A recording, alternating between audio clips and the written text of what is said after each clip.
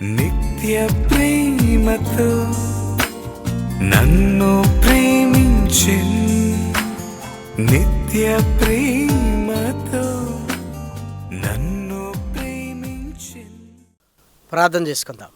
మహాగణుడమైన మా కన్న తండ్రి, ఘనమైన ఉన్నతమైన నీ నామమునకు స్తుతులు స్తోత్రములు చెల్లిస్తున్నాం. శాశ్వత ప్రేమ టీవీ కార్యక్రమం ద్వారా పరిశుద్ధ లేఖనములను ధ్యానించుచుండగా నీ సహాయాన్ని మాకు అనుగ్రహించండి. నీ దాసుడనైనా నన్ను మరుగుపరచండి. వినుచున్న నీ పిల్లలకు నాయన వివేచనను అనుగ్రహిస్తూ ఈ కార్యక్రమం నీకు మహిమకరంగా మా అందరికీ దీవెనకరముగా జరిగించమని మిమ్మల్ని కోరుకుంటూ క్రీస్తు నామం నీ ప్రార్థన అడిగి వేడుకొనుచున్నాము తండ్రి, ఆమేన్. దేవుని పిల్లలైన మీ అందరికీ క్రీస్తు పేర వందనములు, శుభములు. ఈరోజు కూడా పరిశుద్ధ లేఖనములలో నుండి కొన్ని చక్కటి సంగతులను మనం అందరము కలిసి ధ్యానిద్దాం. దయచేసి మీ చేతుల్లోనికి పరిశుద్ధ గ్రంథాన్ని తీసుకొని వాక్యాన్ని చూస్తూ వాక్య ధ్యానాన్ని కొనసాగించవలసిందిగా ప్రభు ప్రేమను బట్టి మిమ్మల్ని కోరుకుంటున్నాను.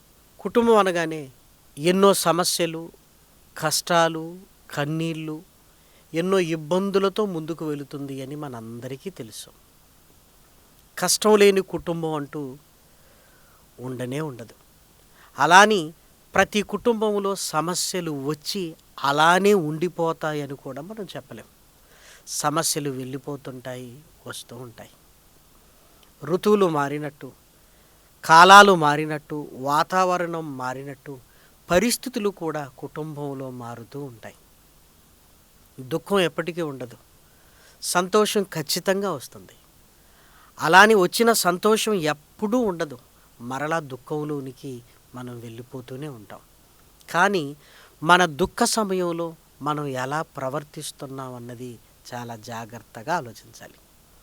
మన సంతోషాన్ని ఇతరులతో పంచుకున్నప్పుడు సమస్య లేకపోయినా మన కష్టాలను, కన్నీళ్లను ఇతరులతో పంచుకుంటున్నప్పుడు చాలా జాగ్రత్తగా ఉండాలి.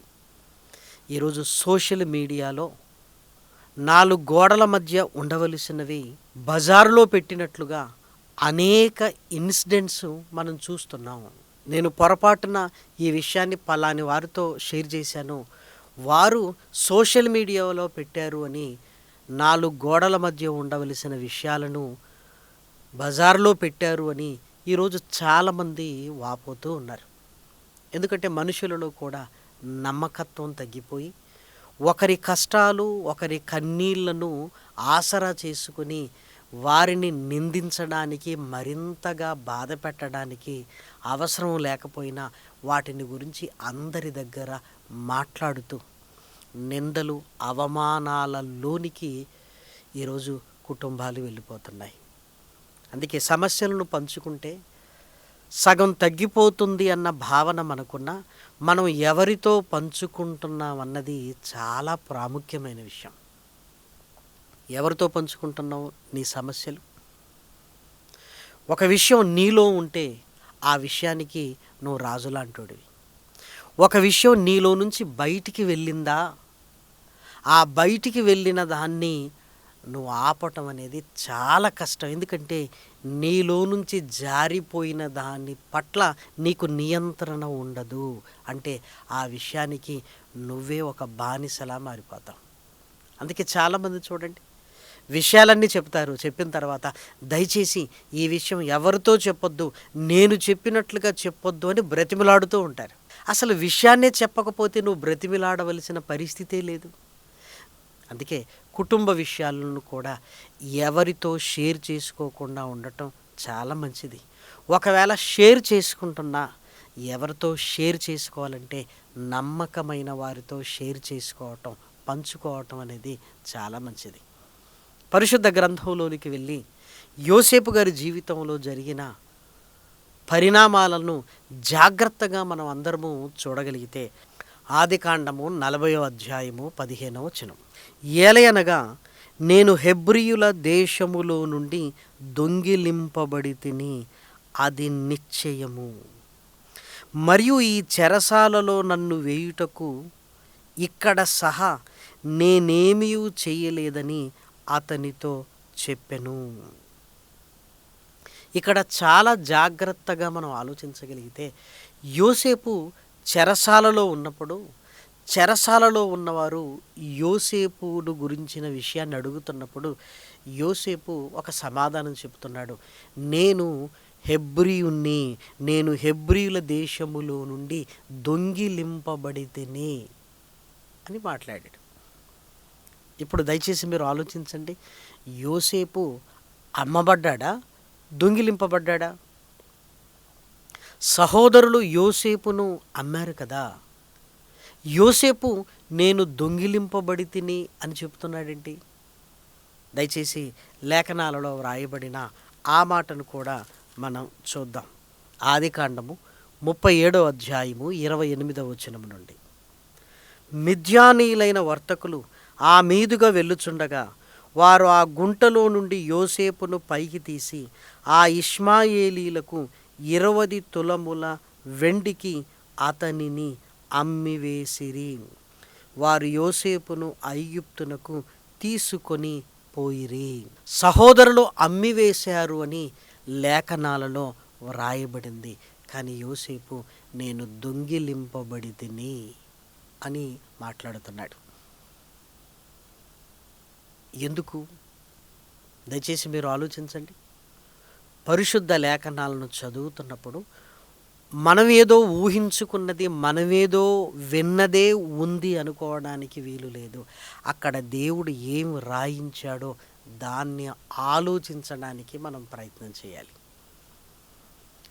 యోసేపు తన మాటల్లో దొంగిలింపబడి తిని అన్నాడు, కానీ యాక్చువల్గా యోసేపు అమ్మబడ్డాడు అని లేఖనాలలో ముందు అధ్యాయంలోనికి వెళ్ళినప్పుడు స్పష్టంగా మనకు కనపడుతుంది. ఆదికాండము 42వ అధ్యాయము 24వ వచనం.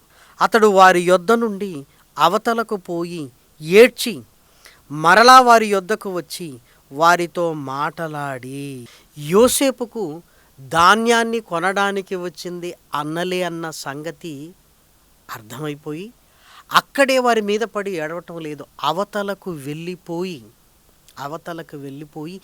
ఏడ్చి మరలా ఏమీ తెలియనట్టుగానే వస్తున్నాడు. అవతలకు పోయి ఎందుకు ఏడుస్తున్నాడు?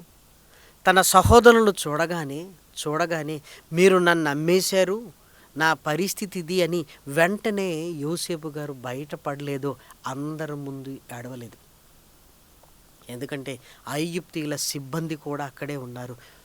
వెలుపలికి వెళ్ళిపోయి ఒక గదిలోనికి వెళ్ళిపోయి ఏడ్చాడు. ఇంకా మీరు చూడగలిగితే ఆదికాండము 45వ అధ్యాయంలో తనను తాను తెలియపరుచుకుంటున్నప్పుడు మొదటి వచనాన్ని దయచేసి చూడండి.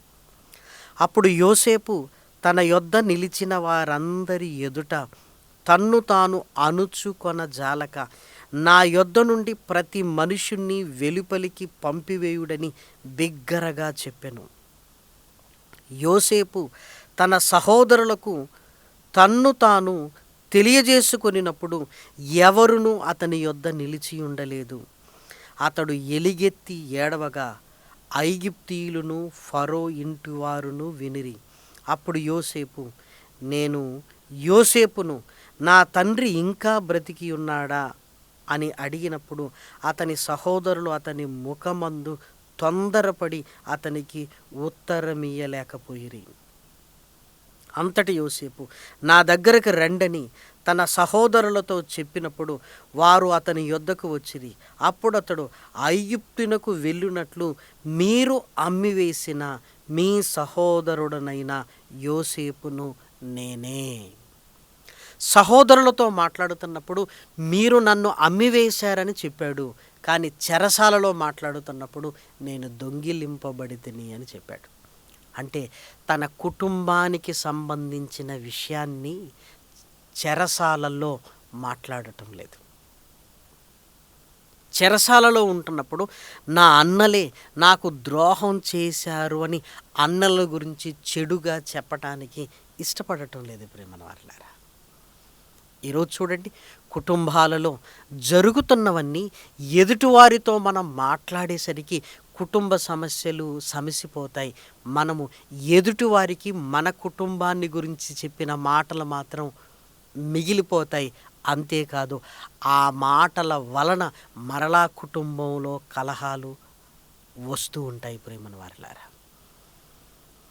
ఏదో బాధలో చెప్పాడు కదా అని మర్చిపోరు. మరలా అన్నదమ్ములు సమాధానంగా ఉన్నప్పుడు, ఒరే మీ తమ్ముడు ఇలా మాట్లాడాడు, మీ అన్న పలాని రోజు ఇలా మాట్లాడాడు అని గతాన్ని తవ్వితీసి మరలా ఐక్యతను దెబ్బతీసే అనేకమైన సంఘటనలు ఈరోజు కుటుంబాలలో జరుగుతున్నవి. యోసేపు తన కుటుంబంలో జరిగినది ఎవ్వరికీ చెప్పటం లేదు. ఎవ్వరికి నేను దొంగిలింపబడి తిని అని మాత్రమే చెప్పాడు. అన్నలకు మాత్రం మీరు నన్ను అమ్మివేశారు అన్నాడు. ఒకవేళ అన్నలే నన్ను అమ్మివేశారు అని ఒకవేళ ఆ విషయాన్ని కూడా చెప్పుంటే, అన్నలే అమ్మివేశారంటే ఇతడు ఎంత భయంకరుడు అని ఇతని క్యారెక్టర్ మీద అనుమానం వచ్చేది.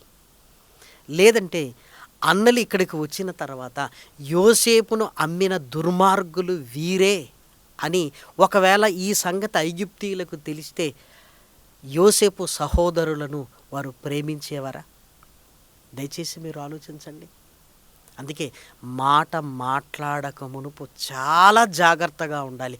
ఒక మాట మన నోటి నుంచి వెళ్ళిన తర్వాత అది ఎక్కడెక్కడికి వెళుతుందో, ఎలాంటి పరిస్థితులను కలిగిస్తుందో మనకు తెలియదు.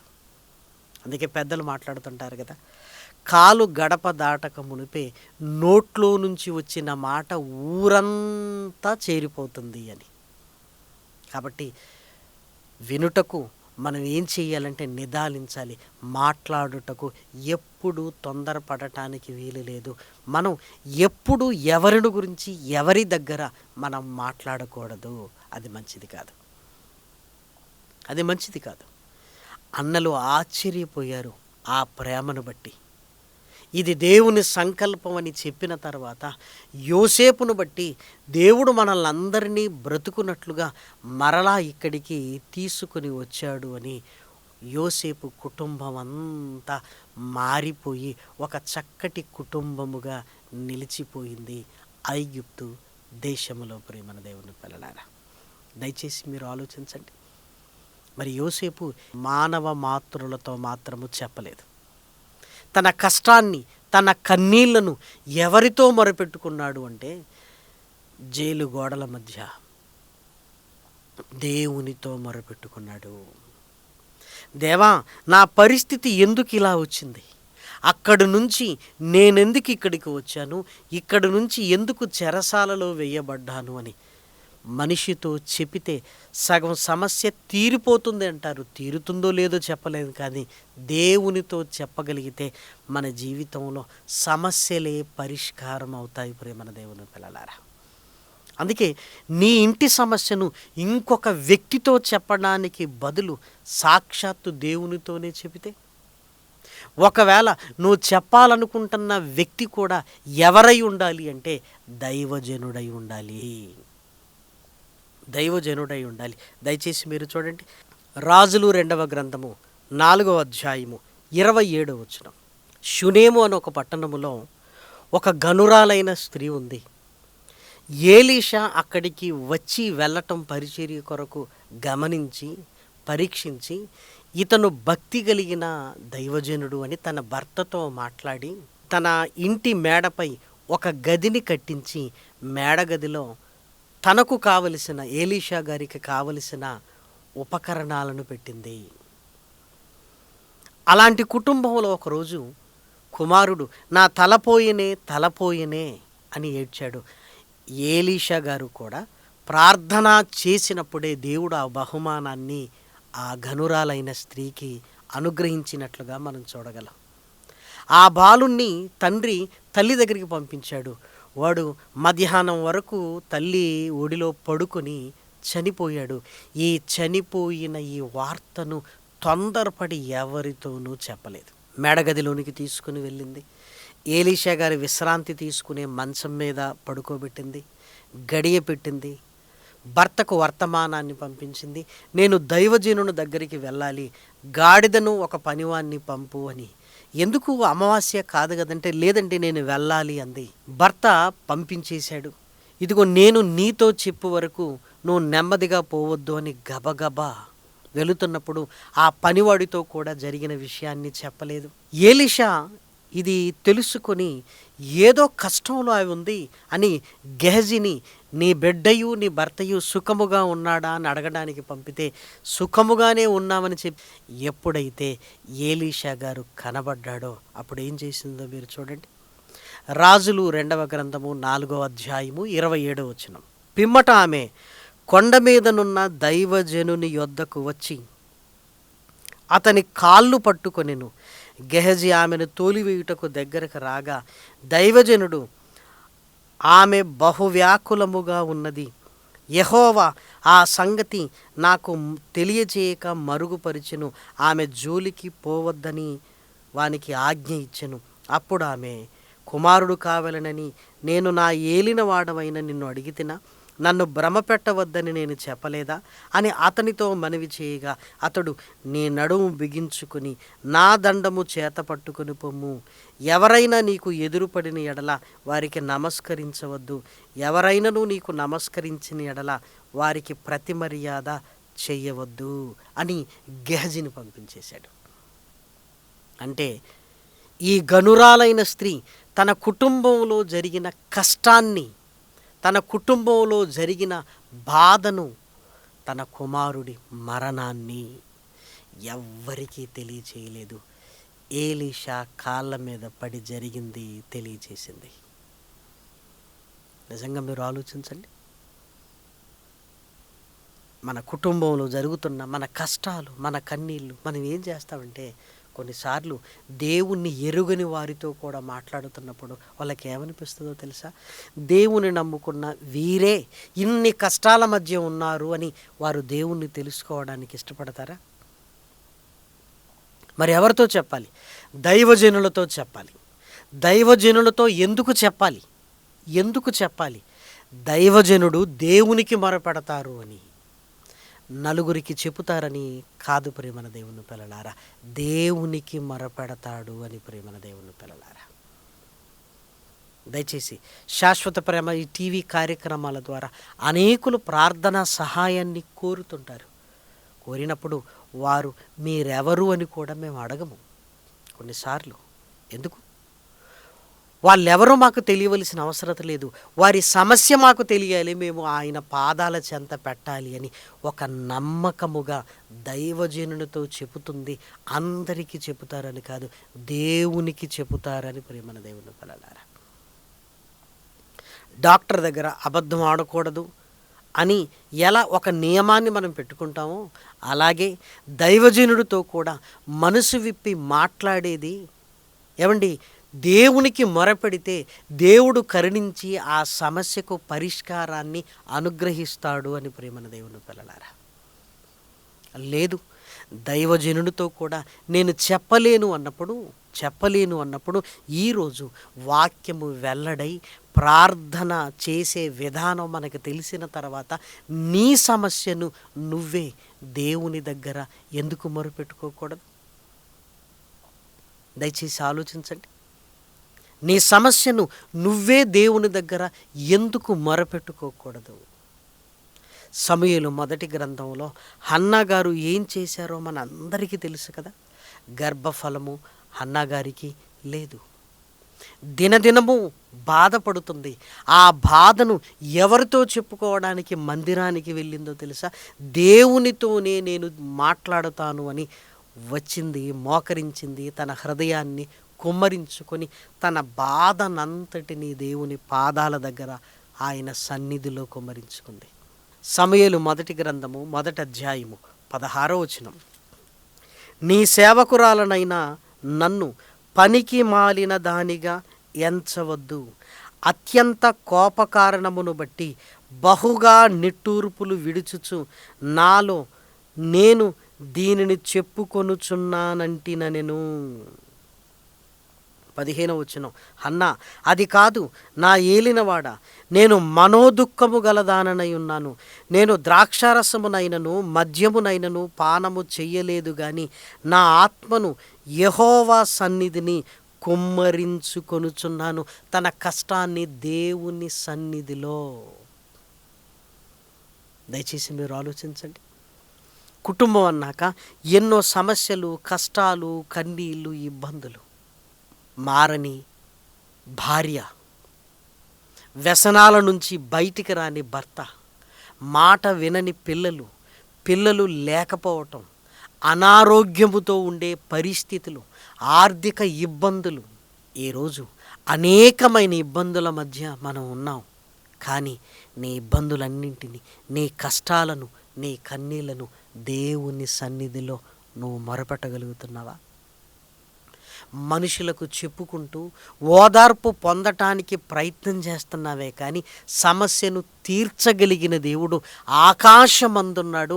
ఆయనకు నీ సమస్య చాలా చిన్నది. ఆయన పాదాల దగ్గరికి వెళ్ళి ఉపవాసముతో, కన్నీటితో ఆయన పాదాలు నేను పట్టుకోవాలి అన్న ఆలోచన ఎంతమంది కలుగుతుంది చెప్పండి? మందిరాలు ఖాళీగా ఉంటున్నాయి. ఒకనాడు మందిరాలు ప్రార్థనతో నిండిపోయి, ప్రార్థన చేయు వారితో నిండిపోతే ఈరోజు ఖాళీ కనపడుతున్నాయంటే ఎవరికి కుటుంబంలో సమస్యలు లేవా? చెప్పుకొని ఇబ్బందులు పడేవారు కొద్దిమంది అయితే, నా కొరకు ఇంకొకరు ప్రార్థన చేస్తారులే అని ధైర్యంగా ఉండేవారు మరికొద్దిమంది. కానీ నీ సమస్యను నువ్వు దేవునితో ప్రార్థనలో పోరాడాలి. నిన్ను నువ్వు తగ్గించుకోవాలి. నలిగిన హృదయము, విరిగిన మనస్సుతో ఆయన పాదాల చెంతకు రాగలిగితే దేవుడు త్రోసివేస్తాడా? ఈ ప్రకృతినే మన కొరకు కలిగించిన దేవుడు నిన్ను వదులుకుంటాడా? నీ కొరకే ఇదంతా కలిగించిన దేవుడు నిన్నెలా వదులుకోగలడు?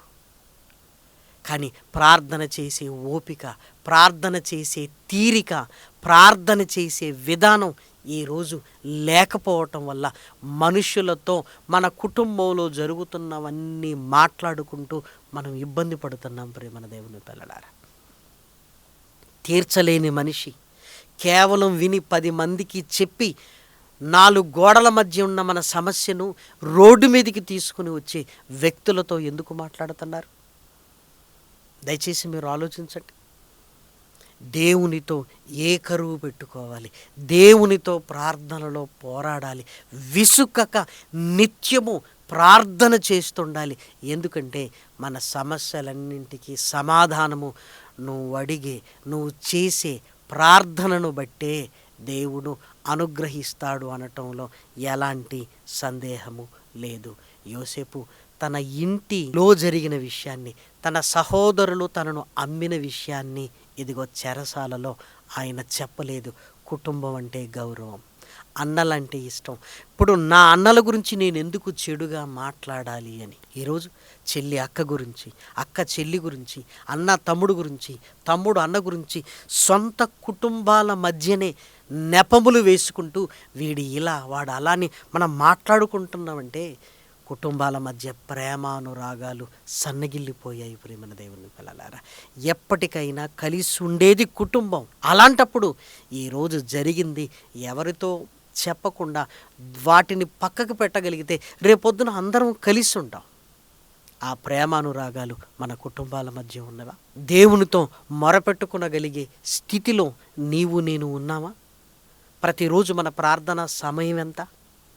ప్రతిరోజు ఎన్ని గంటలు ప్రార్థన చేస్తున్నాం?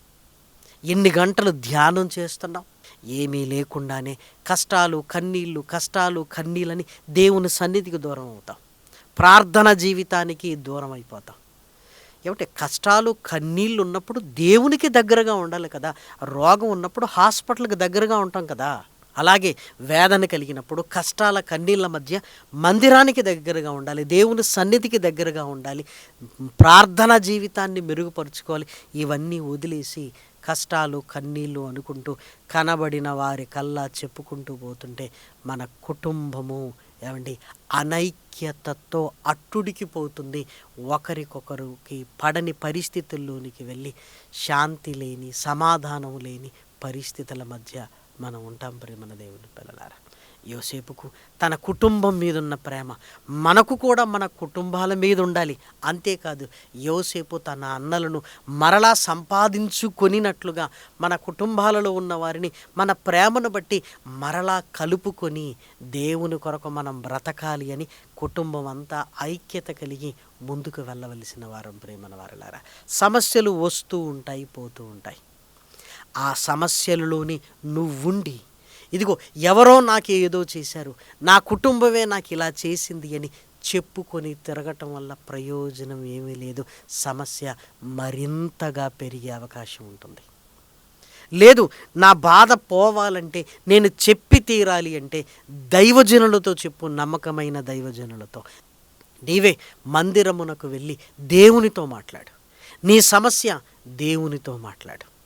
దేవుని పాదాల దగ్గర పెట్టు. యాకోబుకు సమస్య వచ్చినప్పుడు నీవు నన్ను ఆశీర్వదించు వరకు నేను నిన్ను విడిచిపెట్టను అనలేదా? యేసుక్రీస్తుకు కష్టం కలిగినప్పుడు ఆయన ఏం చేశాడు?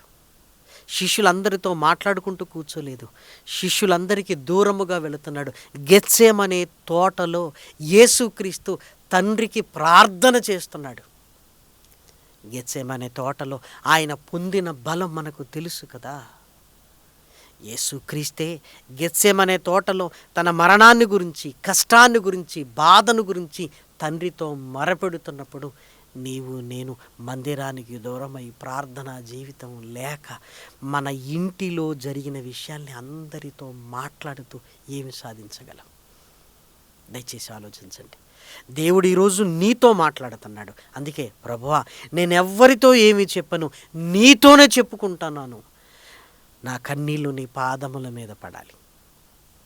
నా గొంతు నీవు వినాలి అని ఆయన కొరకు అన్నట్లుగా ఇదిగో సమస్యను పరిష్కరించే ఆయన వైపు మన హృదయాలను తిప్పగలిగితే దేవుడు సమాధానాన్ని మనకు అనుగ్రహిస్తాడు. అందుకే కుటుంబాలలో శాంతి, సమాధానము, ఐక్యత కలిగి దేవుని యందు వర్ధిల్లగలుగుతాం ప్రియమైన దేవుని పిల్లలారా. ఈ మాటలు మన కుటుంబ జీవితానికి, మన ఆత్మీయ జీవితాన్ని బలపరచాలి అని హృదయపూర్వకంగా కోరుకుంటూ ఈ మాటలు నేను ముగిస్తున్నాను. ప్రార్థన చేసుకుందాం. మహాకృపయు కనికరము కలిగిన మా కన్న తండ్రి, ఘనమైన ఉన్నతమైన నీ నామమునకు స్తుతులు స్తోత్రములు చెల్లిస్తున్నాం. విలువైన నీ మాటలు నాయన నీ పిల్లలు విన్నారు, విని విడిచిపెట్టకుండా నాయన నీ పిల్లల జీవితాలను వాక్యములో ఫలింపచేయండి తండ్రి. ఈ శాశ్వత ప్రేమ టీవీ కార్యక్రమాలను కొనసాగించుటకు నాయన తండ్రి, తమ కష్టాన్ని నాయన సహాయముగా నాయన కానుకగా పంపుతున్న నీ పిల్లలను నాయన దీవించండి తండ్రి. వారి పని పాటలలోనైనా, వారి ఉద్యోగంలోనైనా తండ్రి, వారి అనారోగ్యములో, వారి భవిష్యత్తు విషయములోనైనా సహాయాన్ని అనుగ్రహించి నూరంతల ఫలాన్ని అనుగ్రహించమని మిమ్మల్ని ప్రాధేయపడుతున్నాం. ప్రార్థనా సహాయాన్ని కోరిన నీ పిల్లల్ని జ్ఞాపకం చేసుకోండి. ప్రమాదంలో గాయపడిన నీ పిల్లలకు నాయన స్వస్థతను అనుగ్రహించండి. దీర్ఘకాలపు వ్యాధులతో బాధపడుతున్న నీ పిల్లలకు నాయన స్వస్థతను అనుగ్రహించండి. యవన సమాజాన్ని నాయన తండ్రి మేలుకొలిపినైనా నీ వాక్యములోనైనా బలపరుచున్నట్లుగా నాయన వారి హృదయాలను త్రిప్పమని మిమ్మల్ని కోరుకుంటున్నాం. కుటుంబాలలో నెమ్మదిని, శాంతిని, సమాధానాన్ని అనుగ్రహించమని మిమ్మల్ని కోరుకుంటూ క్రీస్తు నామం నీ ప్రార్థన అడిగి వేడుకొంచున్నాము తండ్రి. ఆమేన్. పరమ తండ్రి అయిన దేవుని ప్రేమయు, కుమారుడైన యేసు క్రీస్తు కృపయు, పరిశుద్ధాత్మ యొక్క అన్యోన్యమైన సహవాసము ఇప్పుడును ఎల్లప్పుడూ సదాకాలము మనందరికీ తోడయుండును గాక. ఆమేన్. అందరికీ వందనాలు. స్వార్థం లేనిది ప్రేమ, అన్నీ ఓర్చును ప్రేమ. గంభం లేనిది ప్రేమ, అపకారమునే మరచును ప్రేమ. ఉప్పొంగని గుణమే ప్రేమ, కోపం నిలుపదు ప్రేమ. అన్నీ తాడును ప్రేమ, మత్సరమే పడనిది ప్రేమ.